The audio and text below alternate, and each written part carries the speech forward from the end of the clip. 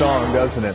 Top Republican now in the Senate, one of the staunchest supporters of a military strike on Damascus, sounding the alarm. Lindsey Graham said the following, quote, "I believe that if we get Syria wrong within 6 months, and you can quote me on this, there will be a war between Iran and Israel over their nuclear program. My fear is that it won't come to America on top of a missile. It'll come in the belly of a ship in the Charleston or New York harbor," end quote.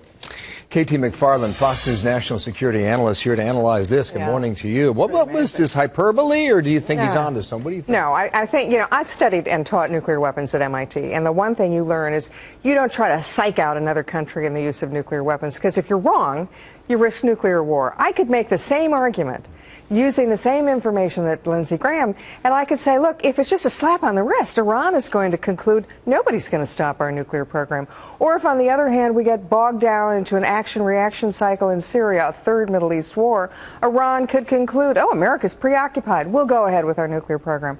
The better thing that the United States could do if you really want to stop Iran, go after the money.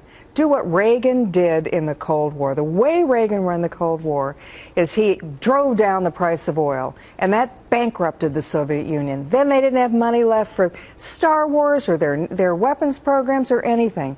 That's what we should do with Iran. That's it. Let me get back to the last point in a moment here. But why is Lindsey Graham talking about Iran and Israel going to war within 6 months? There's a U.S. senator with credibility on the line. Yeah. Why does he talk that way? What he's saying is that it's a proxy war, that Syria isn't just about Syria.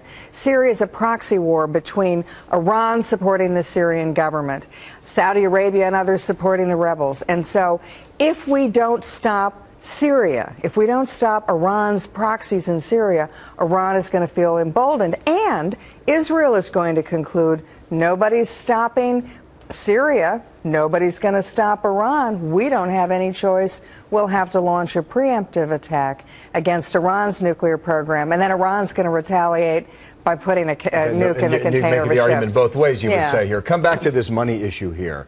You're saying if we developed a better comprehensive energy policy in the U.S., we might not even have to deal with these matters in the Middle East? Back that up. Here's why. If the United States develops, if we become self-sufficient in energy, we develop our own energy industry, we become energy exporters, we're their biggest competitors. At the same time, we could go to the Saudis and say, you really don't want a nuclear Iran. Why don't you do for us what you did for Reagan? Pump more oil. Drive the price of oil down, because Iran right now has had sanctions. It's been affected by the sanctions, but not enough to stop its nuclear program, but enough to start stopping their funding, for example, of Hamas. If Iran was faced with a situation where it didn't have the revenue it needed to subsidize its own people, it would be so preoccupied with keeping themselves in power, they wouldn't have money left over to fund terrorists, to pay for a nuclear weapons program. Go after the funding, because as long as Iran does potentially get nuclear weapons, and who knows what's going to happen, I say go to your ability to make those nuclear weapons. It's an interesting point. Okay, now, we just talked with the Secretary General from NATO 30 minutes ago, and he said he supports a limited, narrow strike, which is what the president's been saying also. And listen, we're not near the top of the hill on this argument yet, and I'm not even quite sure we're going to get to the top of the hill. Right, I agree. Okay, but if we do, and a strike is approved and it's okayed by the U.S. Congress, and the commander-in-chief gives the go-ahead for a limited, narrow strike, do we have the capability to knock out Assad's ability? No, and that's the whole thing.